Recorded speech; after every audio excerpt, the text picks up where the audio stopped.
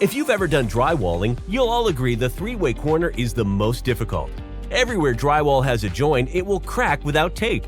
Why are the tapes short of the corner?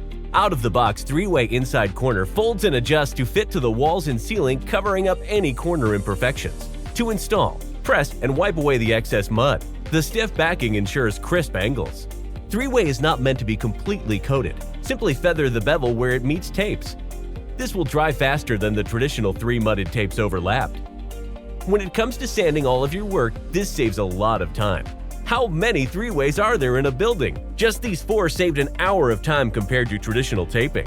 Now, you're ready to paint your favorite colors and the angles are all perfect. Skilled labor shortage is driving contractors to install products quickly with as little expertise as possible. For all the pro finishers to the first-timers looking for a better way, three-way is your solution.